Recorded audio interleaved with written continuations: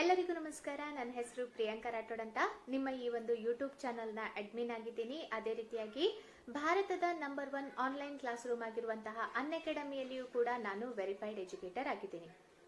So ಇವತ್ತಿನ ಭಾಗದಲ್ಲಿ ನಿಮ್ಮ ಯಾವುದೇ ಒಂದು ಸ್ಪರ್ಧಾತ್ಮಕ ಪರೀಕ್ಷೆ ಇರಲಿ, ಅಂದ್ರೆ KPSC ಗೆ ಸಂಬಂಧಪಟ್ಟಂತೆ RRB ಎಕ್ಸಾಮ್ ಆಗಿರ್ಬೋದು, SSC ಎಕ್ಸಾಮ್ ಆಗಿರ್ಬೋದು, ಸೊ ಅದೇ ರೀತಿಯಾಗಿ ಕಾಂಪಿಟೇಟಿವ್ ಎಕ್ಸಾಮ್ಗಳಲ್ಲಿ ಕೇಳುವಂತಹ ವೆರಿ ವೆರಿ ಇಂಪಾರ್ಟೆಂಟ್ ಯಾವುದರ ಕುರಿತಾಗಿ ಅಂದ್ರೆ ಡ್ಯಾಮ್ಗಳ ಕುರಿತಾಗಿ, ರಿವರ್ ಮತ್ತೆ ಡ್ಯಾಮ್ಗಳ ಕುರಿತಾಗಿ ಇವತ್ತಿನ ಭಾಗದಲ್ಲಿ ನಾನು ನಿಮ್ಗೆ ಮಾಹಿತಿಯನ್ನ ಕೊಡ್ತಾ ಇದ್ದೀನಿ.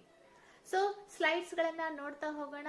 ಅದೇ ರೀತಿಯಾಗಿ ಕೇಳಿರುವಂತಹ ಮತ್ತೆ ಕೇಳಬಹುದಾದಂತಹ ಪ್ರಶ್ನೆಗಳನ್ನ ಕೂಡ ಇವತ್ತಿನ ಭಾಗದಲ್ಲಿ ನಾನು ಚರ್ಚೆ ಮಾಡ್ತಾ ಹೋಗ್ತಾ ಇದ್ದೀನಿ. ಸೊ ಅದೇ ರೀತಿಯಾಗಿ ಅನ್ಅಕಾಡೆಮಿ ಪ್ಲಾಟ್ಫಾರ್ಮ್ ಅಲ್ಲಿ ನೀವು ಜಾಯಿನ್ ಆಗ್ಬೇಕಂದ್ರೆ, ಸೊ ಜಾಯಿನ್ ಆಗುವಾಗ ಪ್ರಿಯಾಂಕಾ ಲೈವ್ ಅನ್ನುವಂತಹ ರೆಫರಲ್ ಕೋಡ್ ಅನ್ನ ಯೂಸ್ ಮಾಡಿದ್ರೆ ನಿಮ್ಗೆ 10% ಡಿಸ್ಕೌಂಟ್ ಸಿಗುತ್ತೆ.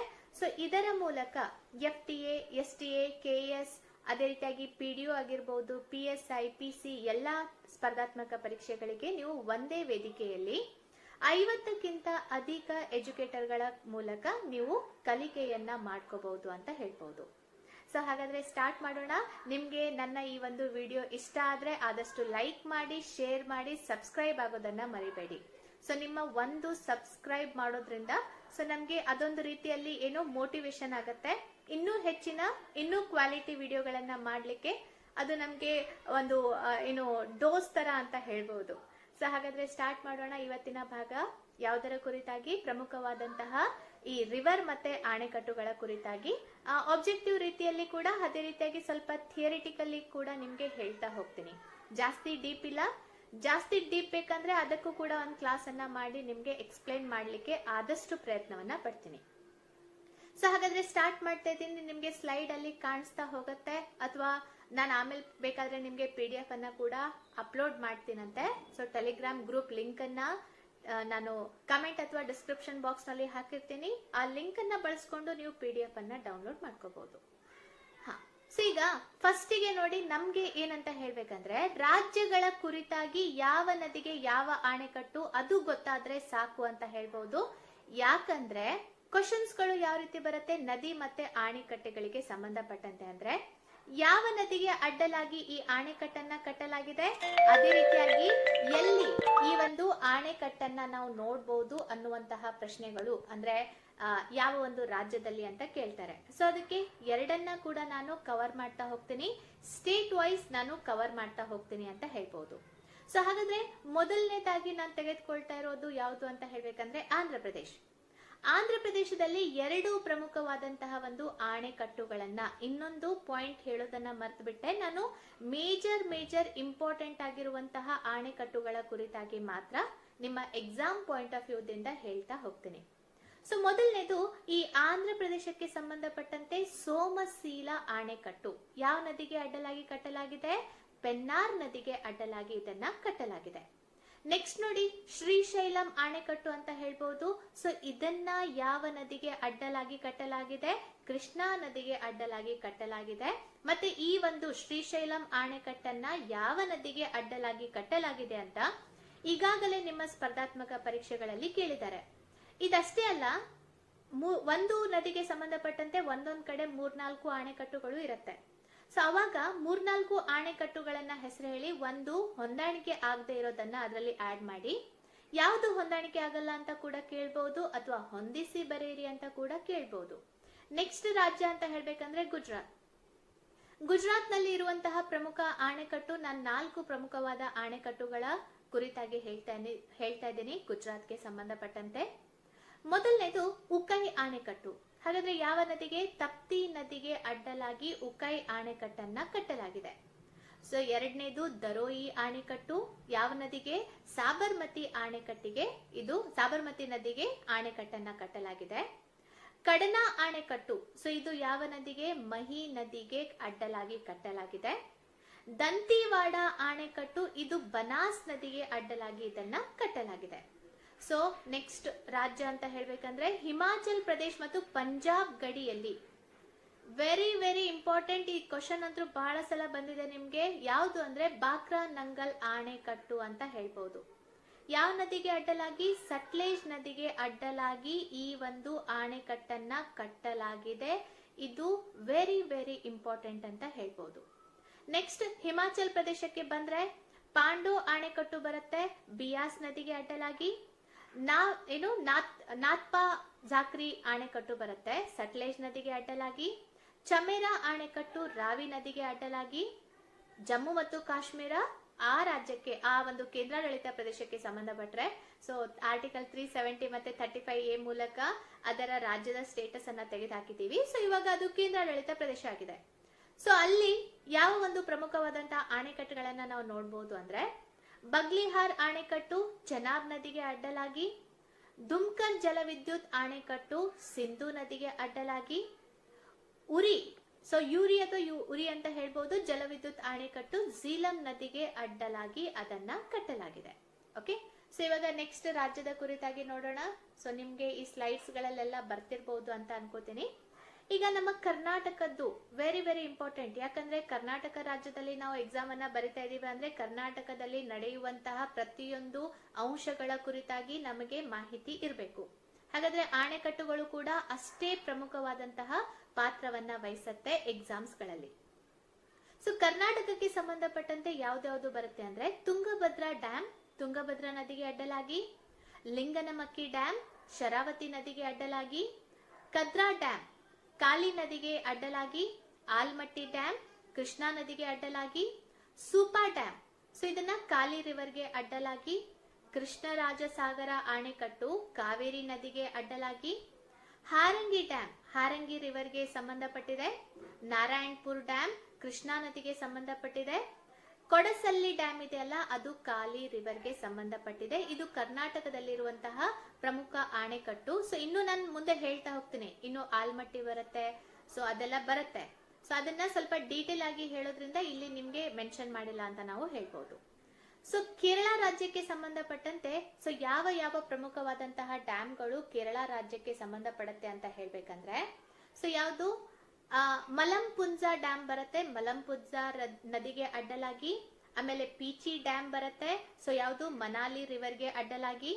ಇಡುಕ್ಕಿ ಡ್ಯಾಮ್, ಇದನ್ನ ಕ್ವಶನ್ ಕೇಳಿದ್ದಾರೆ, ಪೆರಿಯಾರ್ ನದಿಗೆ ಅಡ್ಡಲಾಗಿ ಕೇರಳದಲ್ಲಿ ಇದನ್ನ ನಿರ್ಮಿಸಲಾಗಿದೆ. ಕುಂದಲ ಡ್ಯಾಮ್ ಇದೆಯಲ್ಲ ಕುಂದಲ ಲೇಕ್ಗೆ ಸಂಬಂಧಪಟ್ಟಿದೆ. ಸೊ ಅದೇ ರೀತಿಯಾಗಿ ಪರಂಬಿಕುಲಂ ಡ್ಯಾಮ್ ಬರುತ್ತೆ, ಸೊ ಅದು ಅದೇ ಸೇಮ್ ನದಿಗೆ ಸಂಬಂಧಪಟ್ಟಿದೆ.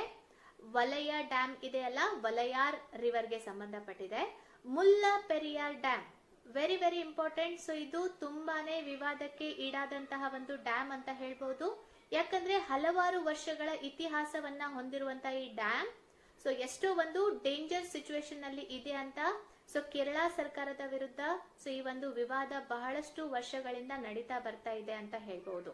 ಸೊ ಅದೇ ರೀತಿಯಾಗಿ ನೈಯಾರ್ ಡ್ಯಾಮ್ ಅಂತ ಬರುತ್ತೆ, ನೈಯಾರ್ ರಿವರ್ಗೆ ಅಡ್ಡಲಾಗಿ. ಇದು ಕೇರಳದಲ್ಲಿ ಇರುವಂತಹ ಪ್ರಮುಖವಾದಂತಹ ನದಿ ಮತ್ತೆ ಅಣೆಕಟ್ಟುಗಳು. ನೆಕ್ಸ್ಟ್ ಮಧ್ಯಪ್ರದೇಶಕ್ಕೆ ಬಂದ್ರೆ ಯಾವ್ದು ಬರುತ್ತೆ? ಬರ್ನಾ ಡ್ಯಾಮ್, ಬರ್ನಾ ರಿವರ್ಗೆ ಅಡ್ಡಲಾಗಿ. ಬರ್ಗಿ ಡ್ಯಾಮ್, ನರ್ಮದಾ ರಿವರ್ಗೆ ಅಡ್ಡಲಾಗಿ. ಬನ್ಸಾಗರ್ ಡ್ಯಾಮ್, ಸೋನೆ ರಿವರ್ಗೆ ಅಡ್ಡಲಾಗಿ. ಗಾಂಧಿ ಸಾಗರ್ ಡ್ಯಾಮ್ ಚಂಬಲ್ ರಿವರ್ಗೆ ಅಡ್ಡಲಾಗಿ ಕಟ್ಟಲಾಗಿದೆ ಅಂತ ನಾವು ಹೇಳ್ಬಹುದು. ಈಗ ಜಾರ್ಖಂಡ್ಗೆ ಸಂಬಂಧಪಟ್ಟಂತೆ ಮೈತಾನ್ ಅಣೆಕಟ್ಟು ಬಾರ್ಕರ್ ನದಿಗೆ, ಚಂಡಿಲ್ ಅಣೆಕಟ್ಟು ಸ್ವರ್ಣರೇಖಾ ನದಿಗೆ, ಪಂಚೇಟ್ ಅಣೆಕಟ್ಟು ದಾಮೋದರ್ ನದಿಗೆ ಅಡ್ಡಲಾಗಿ ಕಟ್ಟಲಾಗಿದೆ. ನೆಕ್ಸ್ಟ್ ಮಧ್ಯಪ್ರದೇಶಕ್ಕೆ ಬಂದ್ರೆ ಬಾರ್ನಾ ಅಣೆಕಟ್ಟು ಬಾರ್ನಾ ನದಿಗೆ, ಬಾರ್ಗಿ ಅಣೆಕಟ್ಟು ನರ್ಮದಾ ನದಿಗೆ, ಬನ್ಸಾಗರ್ ಅಣೆಕಟ್ಟು ಸೋನೆ ನದಿಗೆ, ಗಾಂಧಿ ಸಾಗರ ಅಣೆಕಟ್ಟು ಚಂಬಲ್ ನದಿಗೆ ಅಡ್ಡಲಾಗಿ ಕಟ್ಟಲಾಗಿದೆ ಅಂತ ಹೇಳ್ಬಹುದು. ಸೊ ಅದೇ ರೀತಿಯಾಗಿ ನಿಮ್ಗೆ ಮಹಾರಾಷ್ಟ್ರದಲ್ಲಿ ಹೇಳ್ಬೇಕಂದ್ರೆ ಯಲ್ದರಿ ಡ್ಯಾಮ್ ಬರುತ್ತೆ ಪೂರ್ಣಾ ನದಿಗೆ ಸಂಬಂಧಪಟ್ಟಂತೆ. ಉಜ್ಜಯಿನಿ ಡ್ಯಾಮ್ ಭೀಮಾ ನದಿಗೆ ಸಂಬಂಧಪಟ್ಟಂತೆ. ಪೌನಾ ಡ್ಯಾಮ್ ಮವಲ್ ರಿವರ್ಗೆ ಸಂಬಂಧಪಟ್ಟಿದೆ. ಮುಲ್ಶಿ ಡ್ಯಾಮ್ ಅಂತ ಬರುತ್ತೆ ಮೂಲಾ ರಿವರ್ಗೆ ಸಂಬಂಧಪಟ್ಟಂತೆ. ಇದರಲ್ಲಿ ಇಂಪಾರ್ಟೆಂಟ್ ಆಗಿರೋದು ಕೊಯ್ನಾ ಡ್ಯಾಮ್, ನಿಮ್ಗೆ ಇದನ್ನ ಕೂಡ ಕೇಳಿದ್ದಾರೆ, ಕೊಯ್ನಾ ನದಿಗೆ ಅಡ್ಡಲಾಗಿ. ಜಯಕ್ವಾಡಿ ಡ್ಯಾಮ್ ಬರುತ್ತೆ ಗೋದಾವರಿ ನದಿಗೆ ಅಡ್ಡಲಾಗಿ. ಬಟ್ಸಾ ಡ್ಯಾಮ್ ಬರುತ್ತೆ ಸೊ ಬಟ್ಸಾ ರಿವರ್ಗೆ. Wilson dam, Tansa dam, Mula dam. So ಇದೆಲ್ಲ ಪ್ರಮುಖವಾಗಿ ಮಹಾರಾಷ್ಟ್ರದಲ್ಲಿ ಅತಿ ಹೆಚ್ಚು ಒಂದು ಅಣೆಕಟ್ಟುಗಳನ್ನ ನಾವು ನೋಡಬಹುದಾಗಿದೆ. ಸೊ ಅದರ ಲಿಸ್ಟ್ ಅನ್ನ ನೀವು ನೋಡ್ತಾ ಇರಬಹುದು. ಸೊ PDF ನಲ್ಲಿ ಅದನ್ನ ನೀವು ಡೌನ್ಲೋಡ್ ಮಾಡ್ಕೋಬಹುದು. ಸೊ ಈಗ ತೆಲಂಗಾಣ, ಒಡಿಶಾ, ತಮಿಳುನಾಡು, ಉತ್ತರಾಖಂಡ್ ಎಲ್ಲಾ ಒಂದು ರಾಜ್ಯಗಳಿಗೆ ಸಂಬಂಧಪಟ್ಟಂತೆ ಪ್ರಮುಖವಾದಂತಹ ಡ್ಯಾಮ್ಗಳು ಇದೆ. ಆದ್ರೆ ಇನ್ನೊಂದು ವಿಷಯ ಹೇಳಬೇಕು ಅಂತ ಇದ್ದೀನಿ, ಎಲ್ಲಾ ಡ್ಯಾಮ್ಗಳು ನಿಮ್ಮ ಸ್ಪರ್ಧಾತ್ಮಕ ಪರೀಕ್ಷೆಯ ಒಂದು ದೃಷ್ಟಿಯಿಂದ ಇಂಪಾರ್ಟೆಂಟ್ ಇರಲ್ಲ. ಹಾಗಾದ್ರೆ ಯಾವ್ದಾವ್ದು ಇಂಪಾರ್ಟೆಂಟ್ ಇರುತ್ತೆ ಅಂದ್ರೆ, ಯಾವುದು ರೀಸೆಂಟ್ ಆಗಿ ಇಶ್ಯೂ ಅಲ್ಲಿ ಇರುತ್ತೆ ಅಥವಾ ತುಂಬಾನೇ ಫೇಮಸ್ ಆಗಿರಬಹುದು ಅಥವಾ ವಿಭಿನ್ನವಾಗಿ ಇರುವಂತಹ ಶೈಲಿಯನ್ನ ಒಳಗೊಂಡಂತಹ ಡ್ಯಾಮ್ಗಳ ಮೇಲೆ ನಿಮ್ಗೆ ಪ್ರಶ್ನೆಗಳು ಬರುತ್ತೆ. ಸೊ ಅದಕ್ಕೋಸ್ಕರ ಇವಾಗ ತೆಲಂಗಾಣದ್ದು ಯಾವ್ದಾವ್ದು ಡ್ಯಾಮ್ಗಳು ಇದೆ ಅಂತ ಹೇಳ್ಬೇಕಂದ್ರೆ, ರಾಧಾನಗರಿ ಡ್ಯಾಮ್, ಸೊ ಭೋಗಾವತಿ ರಿವರ್ಗೆ ಸಂಬಂಧಪಟ್ಟಿದೆ. ಲೋವರ್ ಮೈನಾರ್ ಡ್ಯಾಮ್ ಬರುತ್ತೆ, ಮೈನಾರ್ ರಿವರ್ಗೆ ಸಂಬಂಧಪಟ್ಟಿದೆ. ಮಿಡ್ ಮೈನಾರ್ ಡ್ಯಾಮ್ ಬರುತ್ತೆ, ಅದು ಕೂಡ ಮೈನಾರ್ ನದಿಗೆ ಸಂಬಂಧಪಡುತ್ತೆ. ನಿಜಾಮ್ ಸಾಗರ್ ಡ್ಯಾಮ್ ಬರುತ್ತೆ, ಮಂಜಿರಾ ರಿವರ್ಗೆ ಸಂಬಂಧಪಟ್ಟಂತೆ. ಒಡಿಶಾಗೆ ಸಂಬಂಧಪಟ್ಟಂತೆ ಎರಡು ಪ್ರಮುಖವಾದ ಡ್ಯಾಮ್, ಎರಡನ್ನ ಕೂಡ ನಿಮ್ಮ ಸ್ಪರ್ಧಾತ್ಮಕ ಪರೀಕ್ಷೆಯಲ್ಲಿ ಕೇಳಿದ್ದಾರೆ. ಒಂದು ಇಂದ್ರಾವತಿ ಡ್ಯಾಮ್, ಇಂದ್ರಾವತಿ ನದಿಗೆ ಸಂಬಂಧಪಟ್ಟಿದೆ. ಹಿರಾಕುಡ್ ಡ್ಯಾಮ್ ಮಹಾನದಿಗೆ ಸಂಬಂಧಪಟ್ಟಿದೆ ಅಂತ ನಾವು ಹೇಳ್ಬೋದು. Next Tamil Nadu, so Vaigai dam Vaigai ರಿವರ್ಗೆ. ಆಮೇಲೆ ಪೆರುಂಚೈ ಡ್ಯಾಮ್ ಯಾವುದಕ್ಕೆ, ಪರಲಯಾರ್ ರಿವರ್ಗೆ ಸಂಬಂಧಪಟ್ಟಂತೆ. ಮೆಟ್ಟೂರ್ ಡ್ಯಾಮ್ ಕೇಳಿದರೆ ಕಾವೇರಿ ನದಿಗೆ ಸಂಬಂಧಪಟ್ಟಂತೆ. ಉತ್ತರಾಖಂಡ್ಗೆ ಬಂದ್ರೆ ತೆಹರಿ ಡ್ಯಾಮ್, ಇದನ್ನ ಕೂಡ ಕೇಳಿದರೆ ಭಾಗೀರಥಿ ನದಿಗೆ ಅಡ್ಡಲಾಗಿ ಕಟ್ಟಲಾಗಿದೆ.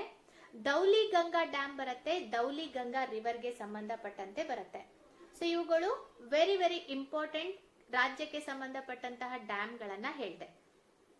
ಇವಾಗ ನೀವು ನಿಮ್ಮ ಸ್ಪರ್ಧಾತ್ಮಕ ಪರೀಕ್ಷೆಯ ದೃಷ್ಟಿಯಿಂದ ಯಾವ್ದಾವ್ದನ್ನ ನೆನ್ಪಿಟ್ಕೋಬೇಕು ಅನ್ನೋದನ್ನ ಇವಾಗ ನಿಧಾನಕ್ಕೆ ಹೇಳ್ತಾ ಹೋಗ್ತೀನಿ. ಇದು ಇಂಪಾರ್ಟೆಂಟ್. ಯಾವುದು? ತೆಹರಿ ಡ್ಯಾಮ್ ಉತ್ತರಾಖಂಡ್ ನಲ್ಲಿ. ಸೊ ಇದು ಯಾಕೆ ಇಂಪಾರ್ಟೆಂಟ್ ಅಂತ ಹೇಳ್ಬೇಕಂದ್ರೆ, ಭಾರತದ ಅತಿ ಎತ್ತರದ ಆಣೆಕಟ್ಟು ಅಂತ ಇದನ್ನ ನಾವು ಕನ್ಸಿಡರ್ ಮಾಡ್ತೀವಿ. ಸೊ ಇದು ಎಷ್ಟು ಅಂತ ಹೇಳ್ಬೇಕಂದ್ರೆ 260.5 ಮೀಟರ್ ಎತ್ತರದಲ್ಲಿ ಇದೆ. ಈ ಆಣೆಕಟ್ಟಿನ ನಿರ್ಮಾಣ ಕಾರ್ಯಕ್ಕೋಸ್ಕರ ಸೊ $1 ಬಿಲಿಯನ್ ಗಳಷ್ಟು ವೆಚ್ಚ ಆಗಿದೆ. $1 ಬಿಲಿಯನ್ ಗಳಷ್ಟು ವೆಚ್ಚ ಆಗಿದೆ. ತೆಹರಿ ಆಣೆಕಟ್ಟು ವಿಶ್ವದ ಅತಿ ಎತ್ತರದ ಆಣೆಕಟ್ಟುಗಳಲ್ಲಿ ಒಂದಾಗಿದೆ. ತೆಹರಿ ಆಣೆಕಟ್ಟನ್ನ ಯಾವ ನದಿಗೆ ಅಡ್ಡಲಾಗಿ ಕಟ್ಟಲಾಗಿದೆ ಅಂದ್ರೆ, ಭಾಗೀರಥಿ ನದಿಗೆ ಅಡ್ಡಲಾಗಿ ಇದನ್ನ ಕಟ್ಟಲಾಗಿದೆ. ಹಾಗಾದ್ರೆ ಇಲ್ಲಿ ಎಷ್ಟು ಒಂದು ಜಲವಿದ್ಯುತ್ ಉತ್ಪಾದಿಸುವ ಕೆಪಾಸಿಟಿಯನ್ನ, ಸಾಮರ್ಥ್ಯವನ್ನ ಇದು ಹೊಂದಿದೆ ಅಂದ್ರೆ 1000 ಮೆಗಾವ್ಯಾಟ್ ನಷ್ಟು ಈ ಜಲವಿದ್ಯುತ್ ಉತ್ಪಾದಿಸುವ ಸಾಮರ್ಥ್ಯವನ್ನ ತೆಹರಿ ಡ್ಯಾಮ್ ಹೊಂದಿದೆ ಅಂತ ಹೇಳ್ಬಹುದು. ಎರಡನೆಯ ತುಂಬಾನೇ ಪ್ರಾಮುಖ್ಯವಾದಂತಹ ಒಂದು ಡ್ಯಾಮ್ ಅಂತ ಹೇಳ್ಬೇಕಂದ್ರೆ ಬಾಕ್ರಾ ನಂಗಲ್ ಡ್ಯಾಮ್, ಹಿಮಾಚಲ್ ಪ್ರದೇಶದಲ್ಲಿ ಇರುವಂತದ್ದು. ಸೊ ಇದು ಯಾಕೆ ಇಂಪಾರ್ಟೆಂಟ್? 226 ಮೀಟರ್ ಎತ್ತರದಲ್ಲಿ ನಿಂತಿರುವಂತಹ ಈ ಒಂದು ಆಣೆಕಟ್ಟು ಬಿಲಾಸ್ಪುರದ ಸಟ್ಲೇಜ್ ನದಿಯ ಮೇಲೆ ನಿರ್ಮಿಸಲಾಗಿದೆ. ಸೊ ಇಲ್ಲಿ ಇನ್ನೊಂದು ಆಣೆಕಟ್ಟು ಇದೆ, ಇದನ್ನ ನಂಗಲ್ ಆಣೆಕಟ್ಟು ಅಂತ ಹೇಳ್ಬಹುದು. ಸೊ ಎರಡನ್ನ ಸೇರಿ ನಾವೇನಂತ ಹೇಳ್ತೀವಿ, ಬಾಕ್ರಾ ನಂಗಲ್ ಆಣೆಕಟ್ಟು ಅಂತ ಎರಡು ಆಣೆಕಟ್ಟುಗಳನ್ನ ಸೇರಿಸಿ ಹೇಳ್ತೀವಿ. ಸೊ ಈ ಒಂದು ಆಣೆಕಟ್ಟಿಗೋಸ್ಕರ 1963ರಲ್ಲಿ ಸೊ ಎಷ್ಟು 245.28 ಕೋಟಿ ರೂಪಾಯಿ ವೆಚ್ಚದಲ್ಲಿ ಈ ಒಂದು ಆಣೆಕಟ್ಟನ್ನ 3 ಪ್ರಮುಖವಾದ ರಾಜ್ಯಗಳ ಜಂಟಿ ಒಂದು ಇದರ ಉದ್ಯಮವಾಗಿದೆ ಅಂತ ಹೇಳ್ಬಹುದು. ಯಾವುದು? ಬಾಕ್ರಾ ನಂಗಲ್ ಡ್ಯಾಮ್. ಆ 3 ರಾಜ್ಯಗಳು ಯಾವುದು ಅಂತ ಕೂಡ ಕ್ವಶನ್ ಕೇಳಿದ್ದಾರೆ. ರಾಜಸ್ಥಾನ್, ಹರಿಯಾಣ, ಪಂಜಾಬ್. ಯಾವ 3 ರಾಜ್ಯಗಳು ಸೇರಿ ಈ ಡ್ಯಾಮ್ ಅನ್ನ ರಚನೆ ಮಾಡಿದೆ ಅಂತ ಕೂಡ ಕ್ವಶನ್ ಕೇಳಿದ್ದಾರೆ. ಅದೇ ರೀತಿಯಾಗಿ ಬಾಕ್ರಾ ನಂಗಲ್ ಡ್ಯಾಮ್ ಯಾವ ಯಾವ ರಾಜ್ಯಗಳಿಗೆ ನೀರನ್ನ ಪ್ರೊವೈಡ್ ಮಾಡುತ್ತೆ ಅಂತ ಕೂಡ ಕೇಳಿದ್ದಾರೆ. ರಾಜಸ್ಥಾನ್, ಹರಿಯಾಣ ಮತ್ತೆ ಪಂಜಾಬ್. ನೆಕ್ಸ್ಟ್ ಇಂಪಾರ್ಟೆಂಟ್ ಡ್ಯಾಮ್ ಅಂತ ಹೇಳ್ಬೇಕಂದ್ರೆ ಸರ್ದಾರ್ ಸರೋವರ ಡ್ಯಾಮ್ ಗುಜರಾತ್ ನಲ್ಲಿ ಇರೋದು. ಈ ಆಣೆಕಟ್ಟು ಭಾರತದ ಉಪ ಪ್ರಧಾನ ಮಂತ್ರಿ ಆಗಿರುವಂತಹ ಸರ್ದಾರ್ ಅಂದ್ರೆ ಮೊದಲಿದ್ದಂತಹ ಸರ್ದಾರ್ ವಲ್ಲಭಭಾಯ್ ಪಟೇಲ್ ಅವರ ಒಂದು ಯೋಜನೆ ಆಗಿದೆ ಅಂತ ಹೇಳ್ಬಹುದು. ಸೊ ಪಂಡಿತ್ ಜವಾಹರ್ಲಾಲ್ ನೆಹರು ಈ ಆಣೆಕಟ್ಟಿನ ಅಡಿಪಾಯವನ್ನ ಯಾವಾಗ ಅಂದ್ರೆ ಏಪ್ರಿಲ್ 5, 1961ರಂದು ಸೊ ಅಡಿಪಾಯವನ್ನ ಹಾಕಿದ್ರು. ಪ್ರಧಾನಿ ನರೇಂದ್ರ ಮೋದಿ ಅವರು ಇದಾರಲ್ಲ, ಸೊ ಸರ್ದಾರ್ ಸರೋವರ ಆಣೆಕಟ್ಟನ್ನ ಉದ್ಘಾಟನೆ ಮಾಡ್ತಾರೆ. ಸೊ ಇತ್ತೀಚೆಗೆ ಅಂತ ಹೇಳ್ಬಹುದು. ಸೊ ಆಣೆಕಟ್ಟಿನ ಯೋಜನೆ ನಡೀತಾ ಇದೆ. ಸೊ ಅದರಲ್ಲಿ ಏನಂತ ಹೇಳ್ಬಹುದು, ಹಲವಾರು ಪ್ರಾಜೆಕ್ಟ್ ಗಳನ್ನ ಮತ್ತೆ ಪ್ರೇಕ್ಷಕರನ್ನ ಆಕರ್ಷಿಸುವಂತಹ ಎಲ್ಲಾ ಪ್ರಮುಖವಾದಂತಹ ಒಂದು ತುಂಬಾನೇ ಸೊಗಸಾದಂತಹ ಒಂದು ಆಣೆಕಟ್ಟು ಅಂತ ಹೇಳ್ಬಹುದು. ಸೊ ಅದೇ ರೀತಿಯಾಗಿ ಮೇಧಾ ಪಾಟ್ಕರ್ ಈ ಆಣೆಕಟ್ಟಿನ ನಿರ್ಮಾಣವನ್ನ ನಿಲ್ಲಿಸ್ಲಿಕ್ಕೆ ಮುಂದಾಗಿದ್ರು ಅಂತ ಕೂಡ ನೆನ್ಪಿಟ್ಕೋಬೇಕಾಗತ್ತೆ. ಯಾಕಂದ್ರೆ ಒಂದೊಂದ್ಸಲ ಪರಿಸರದ ಇಶ್ಯೂ ಬಂದ್ರೆ ಪರಿಸರದ ವಾದಿಗಳು ಏನ್ ಮಾಡ್ತಾರೆ, ಇಂತಹ ಪ್ರಾಜೆಕ್ಟ್ಗಳು ಇದ್ರೆ ಅದನ್ನ ನಿಲ್ಲಿಸಲಿಕ್ಕೆ ಆದಷ್ಟು ಪ್ರಯತ್ನವನ್ನ ಪಡ್ತಾರೆ. ಯಾಕಂದ್ರೆ ಪರಿಸರದ ಕುರಿತಾಗಿ ಅವರಿಗೆ ಕಾಳಜಿ ಇರೋದ್ರಿಂದ ಅಂತ ಹೇಳ್ಬಹುದು. ನೆಕ್ಸ್ಟ್ ಹಿರಾಕುಡ್ ಡ್ಯಾಮ್ ಒಡಿಸಾದಲ್ಲಿ ಇದೆ. ಸೊ ಈ ಆಣೆಕಟ್ಟನ್ನ ಮಹಾನದಿಗೆ ಅಡ್ಡಲಾಗಿ 60.96 ಮೀಟರ್ ಎತ್ತರದಲ್ಲಿ ಇರುವಂತಹ ಒಂದು ಡ್ಯಾಮ್ ಆಗಿದೆ. ಸೊ ಇದಕ್ಕೆ ಎಷ್ಟು ಅಂದ್ರೆ 1.01 ಬಿಲಿಯನ್, ಸೊ ಅಷ್ಟು ಒಂದು ನಿರ್ಮಾಣ ವೆಚ್ಚ ಆಗಿದೆ. ಯಾವಾಗ ಸ್ಥಾಪನೆ ಆಯ್ತು? 1957ರಲ್ಲಿ ಇದು ಸ್ಥಾಪನೆ ಆಗಿದೆ. ಮುಂದಿನ ಇಂಪಾರ್ಟೆಂಟ್ ಡ್ಯಾಮ್ ಅಂತ ಹೇಳ್ಬೇಕಂದ್ರೆ ನಾಗಾರ್ಜುನ ಸಾಗರ ಡ್ಯಾಮ್ ತೆಲಂಗಾಣದಲ್ಲಿ ಇರೋದು.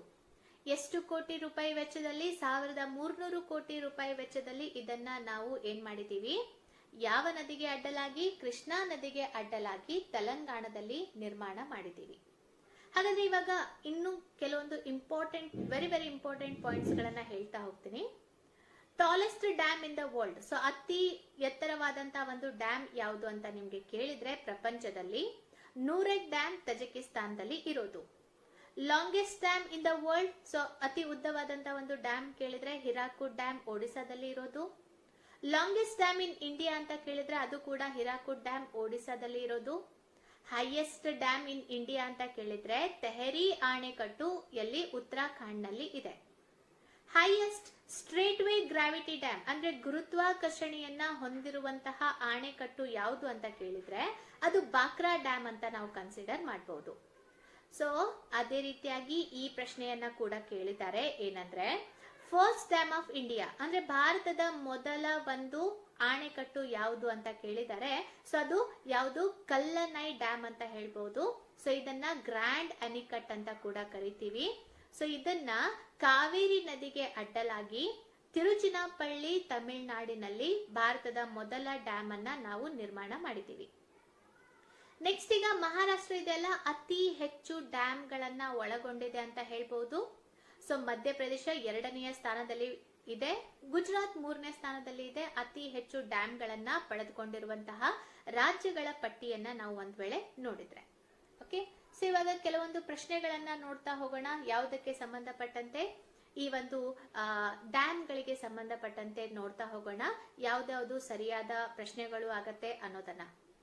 ಸೊ ಮೊದಲನೇ ಪ್ರಶ್ನೆ ಅಂತ ಹೇಳ್ಬೇಕಂದ್ರೆ ಈ ಕೆಳಗಿನ ಯಾವ ಆಣೆಕಟ್ಟುಗಳು ಕೃಷ್ಣಾ ನದಿಗೆ ಸಂಬಂಧಿಸಿಲ್ಲ ಅಂತ ಕೇಳಿದ್ದಾರೆ. ಈಗಾಗಲಷ್ಟೇ ನಾವು ರಾಜ್ಯ, ನದಿ, ಡ್ಯಾಮ್ ಗಳನ್ನ ನೋಡ್ಕೊಂಡು ಬಂದಿದ್ದೀವಿ. ಇವಾಗ ಅದ್ರ ಮೇಲೆ ಸ್ವಲ್ಪ ನಾವು ಐಡಿಯಾ ಹಾಕೋಬಹುದು ಯಾವುದು ಯಾವುದಕ್ಕೆ ಸಂಬಂಧಪಟ್ಟಿದೆ ಅಂತ. ಸೊ ಅದರ ಒಂದು ವಿಷಯಕ್ಕೆ ಸಂಬಂಧಪಟ್ಟಂತೆ ಈ ಕೆಳಗಿನ ಯಾವ ಆಣೆಕಟ್ಟುಗಳು ಕೃಷ್ಣಾ ನದಿಗೆ ಸಂಬಂಧಿಸಿಲ್ಲ?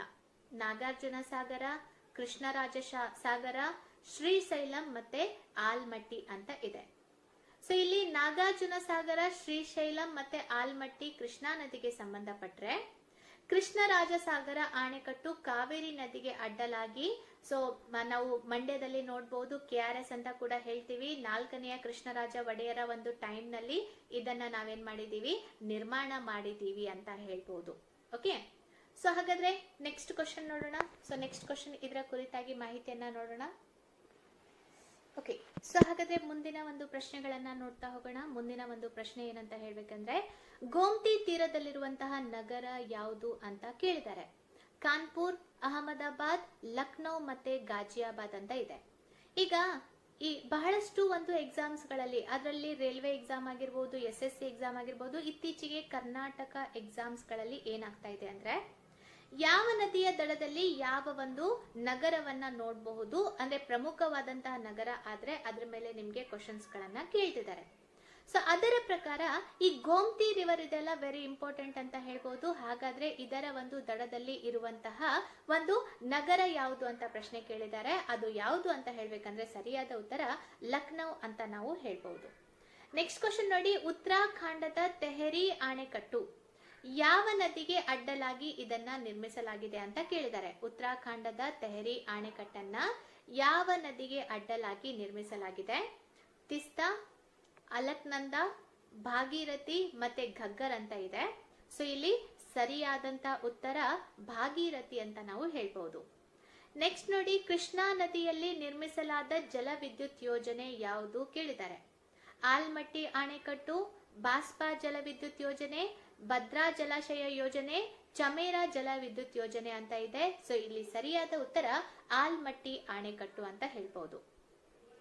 ನೆಕ್ಸ್ಟ್ ನೋಡಿ, ಭಾರತ ಹೆವಿ ಎಲೆಕ್ಟ್ರಿಕಲ್ಸ್ ಲಿಮಿಟೆಡ್ ತಯಾರಿಸಿದ ವಿದ್ಯುತ್ ಉತ್ಪಾದನಾ ಸೆಟ್ ಹೊಂದಿರುವ ಗುಜರಾತ್ನ ಈ ಕೆಳಗಿನ ಯಾವ ವಿದ್ಯುತ್ ಯೋಜನೆ ಆಗಿದೆ ಅಂತ. ಸೊ ಸುವರ್ಣ ರೇಖಾ ಯೋಜನೆ, ಉಕೈ ಯೋಜನೆ, ಸರ್ದಾರ್ ಸರೋವರ ಯೋಜನೆ ಮತ್ತೆ ರಾಮ್ ಗಂಗಾ ನದಿ ಯೋಜನೆ ಅಂತ ಇದೆ. ಸೊ ಹಾಗಾದ್ರೆ ಇಲ್ಲಿ ಸರಿಯಾದಂತ ಉತ್ತರ ಅಂತ ಹೇಳ್ಬೇಕಂದ್ರೆ ಉಕೈ ಯೋಜನೆ ಸರಿಯಾದ ಉತ್ತರ. ನೆಕ್ಸ್ಟ್ ನೋಡೋಣ, ಇವಾಗ ಹೊಂದಿಸಿ ಬರೆಯಿರಿ ಅಂತ ಕೊಟ್ಟಿದ್ದಾರೆ. ಪಟ್ಟಿ 1ರಲ್ಲಿ ಇದೆ ಅಲ್ಲ, ತುಂಗಭದ್ರಾ ಯೋಜನೆ, ತೆಹರಿ ಅಣೆಕಟ್ಟು ಯೋಜನೆ, ಸುವರ್ಣ ರೇಖಾ ಯೋಜನೆ, ಶರಾವತಿ ಯೋಜನೆ ಅಂತ ಕೊಟ್ಟಿದ್ರೆ, ಪಟ್ಟಿ 2ರಲ್ಲಿ ಗೇರುಸೊಪ್ಪ ಜಲಪಾತ ಬಳಿ ಇದೆ, ಜಾರ್ಖಂಡ್, ಒಡಿಶಾ, ಪಶ್ಚಿಮ ಬಂಗಾಳ, ಆಪ್ಷನ್ 3 ಭಾಗೀರಥಿ ನದಿ ಮತ್ತೆ ಆಂಧ್ರ ಪ್ರದೇಶ ಮತ್ತು ಕರ್ನಾಟಕ ಸರ್ಕಾರಗಳು ಜಂಟಿ ಆಗಿ ನಿರ್ಮಿಸಿದೆ ಅಂತ. ಹಾಗಾದ್ರೆ ಇಲ್ಲಿ ಯಾವುದು ಯಾವುದಕ್ಕೆ ಹೊಂದಾಣಿಕೆ ಆಗತ್ತೆ ಅಂದ್ರೆ ಆಪ್ಷನ್ ಸಿ ಇಲ್ಲಿ ಹೊಂದಾಣಿಕೆ ಆಗತ್ತೆ.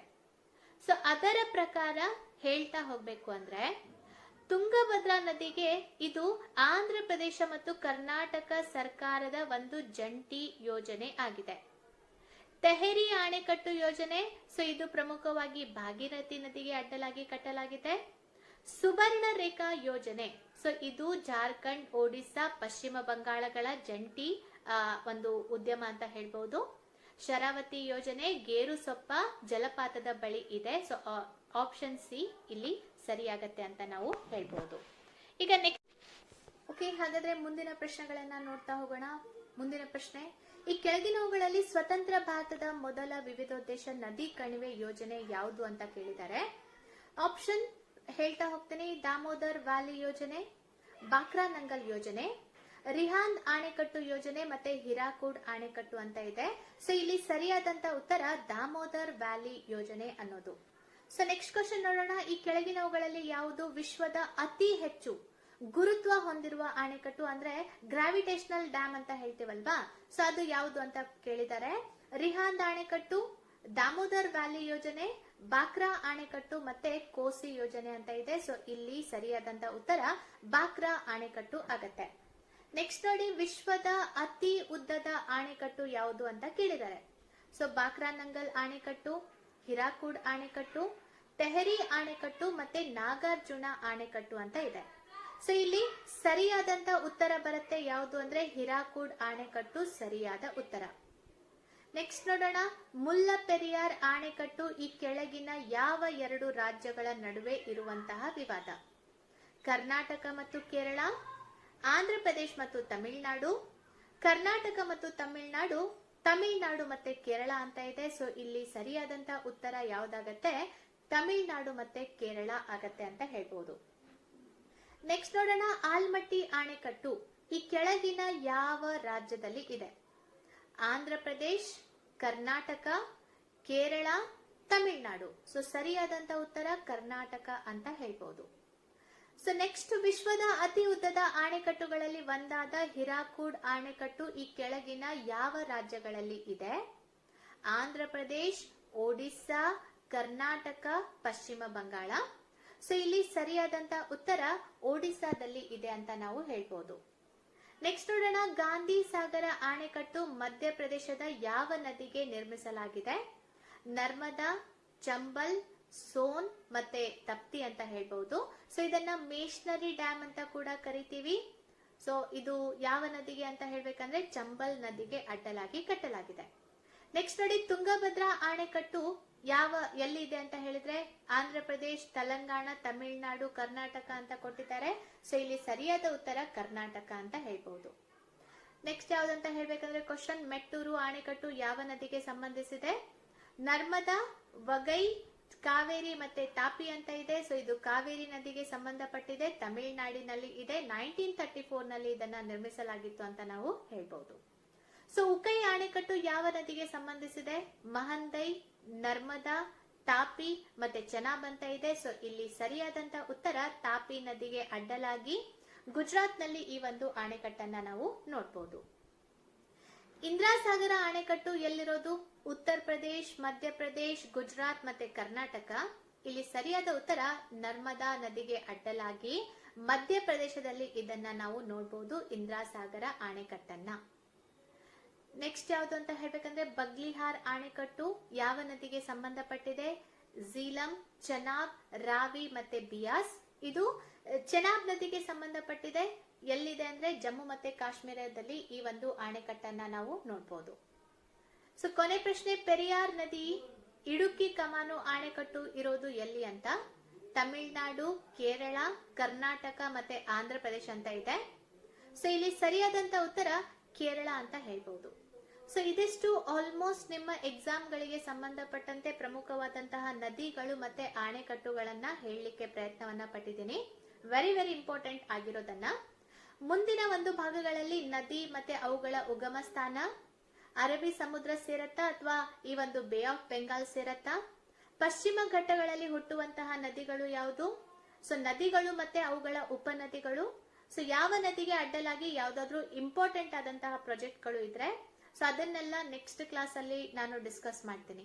ಸೊ ಇವತ್ತಿನ ಕ್ಲಾಸ್ ನಿಮ್ಗೆ ಇಷ್ಟ ಆಯ್ತು, ಅರ್ಥ ಆಯ್ತು ಅಂತ ಇದ್ರೆ ಸೊ ದಯವಿಟ್ಟು ಲೈಕ್ ಮಾಡಿ, ಶೇರ್ ಮಾಡಿ, ಅದೇ ರೀತಿಯಾಗಿ ಸಬ್ಸ್ಕ್ರೈಬ್ ಆಗೋದನ್ನ ಮರಿಬೇಡಿ.